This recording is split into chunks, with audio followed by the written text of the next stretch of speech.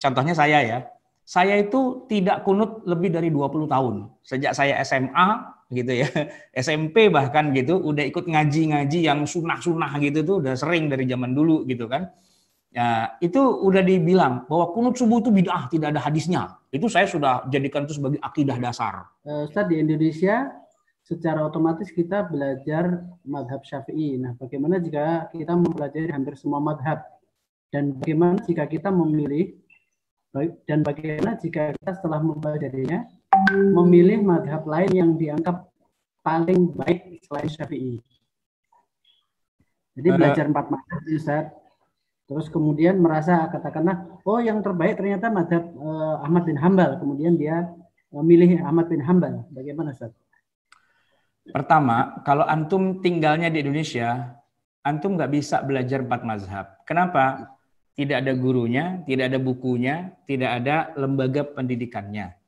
Ya, yang bisa itu adalah antum mengikuti langkah saya.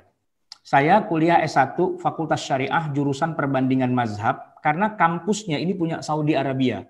Jamiatul Imam Muhammad Ibn Saud, Kerajaan Saudi Arabia, kampusnya di Riyadh, buka cabang di Indonesia, dan satu-satunya fakultas waktu saya itu adalah Fakultas Syariah jurusannya perbandingan mazhab. Nah, kitabnya adalah kitab perbandingan mazhab, dosennya dari negara-negara Timur Tengah, ada yang mazhabnya Maliki, ada yang mazhabnya Hanafi, ada yang mazhabnya Hambali, dan yang Syafi'i juga pasti ada gitu kan. Jadi kita belajar 4 mazhab itu ya dengan kitab original, dengan dosen original gitu ya. Tapi walaupun selama 8 semester kita kuliah, nggak ada tuh yang berubah jadi Hanafi atau Maliki atau Hambali, itu nggak ada yang berubah gitu loh. Kenapa? Justru contohnya saya itu tidak kunut lebih dari 20 tahun. Sejak saya SMA gitu ya, SMP bahkan gitu, udah ikut ngaji-ngaji yang sunnah-sunnah gitu tuh udah sering dari zaman dulu gitu kan. Ya, itu udah dibilang bahwa kunut subuh itu bid'ah, tidak ada hadisnya. Itu saya sudah jadikan itu sebagai akidah dasar. Jadi SMP pun saya sudah tidak kunut, diomelin sama bapak saya, sama ibu saya, bodoh pokoknya itu bid'ah, kan gitu ya. Begitu saya masuk Fakultas Syariah jurusan perbandingan mazhab, lalu bicara bab kunut subuh, menurut masing-masing mazhab, itu soal ujian.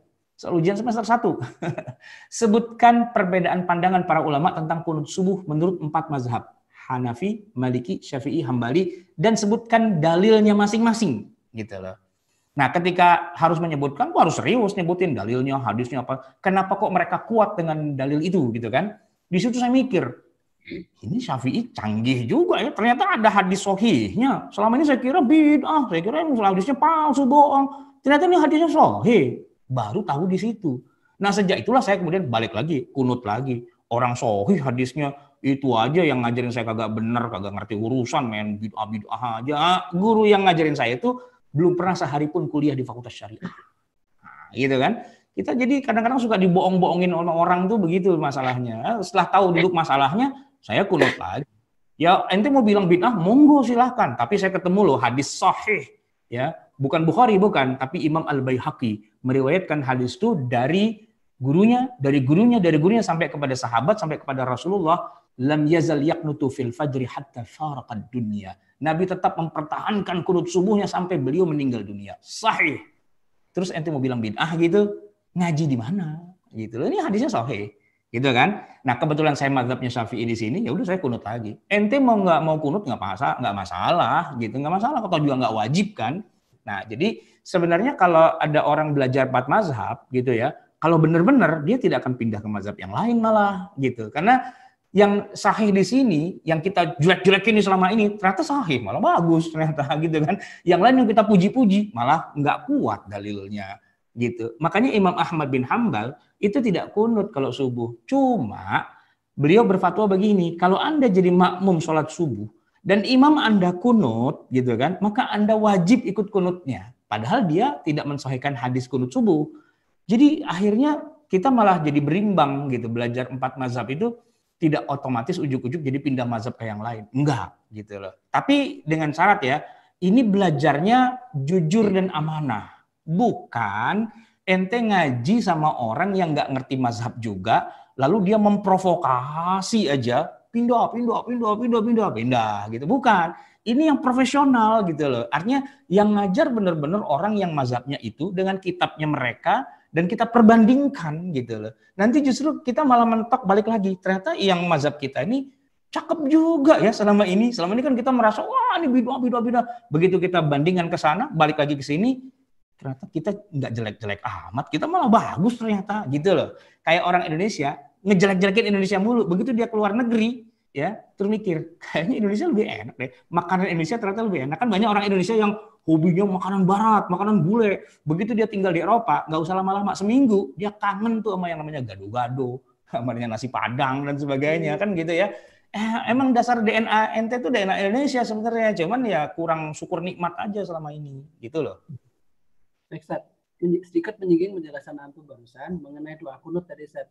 Sering saya perhatikan di beberapa tempat ada imamnya kunut subuh, tapi makmumnya nggak ikut kunut. Nah, gimana Ustaz status makmumnya? Yang mengatakan kunut subuh itu sunnah muakkadah itu cuma satu mazhab saja, yaitu mazhab Syafi'i. 3 mazhab yang lain itu tidak menyunnahkan gitu. Jadi kalau imamnya misalnya kunut subuh lalu makmumnya tidak, ya tidak merusak salat jamaah, makmumnya sah, imamnya sah juga. Secara hukum sahnya sah gitu loh. Tapi kalau dalam mazhab Syafi'i, misalnya imamnya tidak kunut, dia kunut sendiri. Dan kunut sendiri itu sederhana, karena kunut itu yang penting doa. Jadi misalnya gini, imam iktidalnya ternyata dia tidak kunut gitu kan, dia langsung sujud aja begitu. Ini si makmum yang bermazhab Syafi'i kan dia sunnahnya adalah kunut. Dia bisa baca sendiri. Misalnya, Rabbana atina fid dunya hasanah wa fil akhirati hasanah wa qina azabannar. Langsung dia sujud. Itu dia sudah kunut sebenarnya. Nah, tidak harus bikin masjid baru juga sih. Tidak harus rebutan masjid juga sih sebenarnya. Kalau belajar 4 mazhab itu malah asik juga ya. Ternyata kita bisa menjalankan masing-masing mazhab kita, tapi dalam satu harmoni. Nah, gitu. Baik. Indah sekali kalau gitu.